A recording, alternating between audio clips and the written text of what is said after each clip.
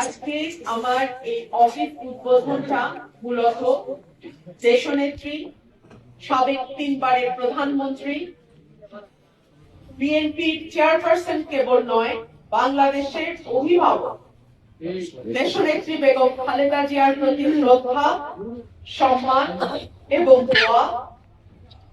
আর আমার পরিবারে আমার দাদা দাদি আব্দুল ওয়াহাব এবং মনিজা ওয়াহাব, আমার বাবা জনাব অলি আহাদ, আমার মা যিনি এখন অসুস্থ ঢাকায় আছেন প্রফেসর রাশিদা বেগম, এবং আমার চাচা চাচি ফুপু ফুপা যারা আল্লাহর দরবারে মেহমান হয়ে গেছেন, তাদের সকলের স্মৃতির প্রতি সম্মান, শ্রদ্ধা, ভালোবাসা এবং আপনাদের সকলের দোয়া, এইটাই আজকে অনুষ্ঠানের মূল লক্ষ্য।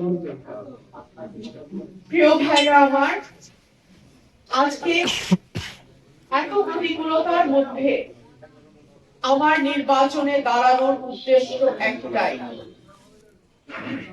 52 ভাষা আন্দোলন কোন নেতা করে নাই।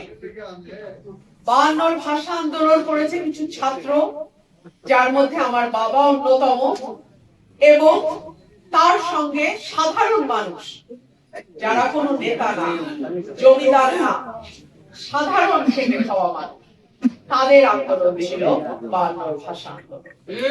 এবং সেই আন্দোলনে গণমানুষের দাবি জয়লাভ করেছিল। ৭১-এর মুক্তিযুদ্ধ কিন্তু একই রকম।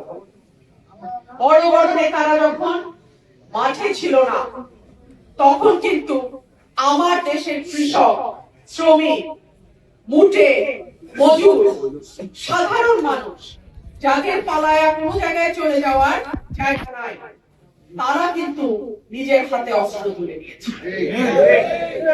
এবং গণমানুষের আকাঙ্ক্ষা বিজয় লাভ করেছিল। মানুষ যা চেয়েছে যুগে যুগে, কালে কালে, তাই হয়েছে।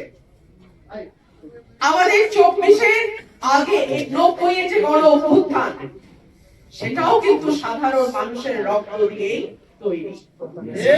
আর 5ই আগস্ট কি বলবো, আপনারা বলেন, আমাকে দেখেন নাই রাজপথে? আমার বাইরে আমার দলের আর কাকে দেখছেন আপনারা? যখন তোমার কেউ ছিল না, তখন ছিলাম আমি। এখন তোমার সব হয়েছে।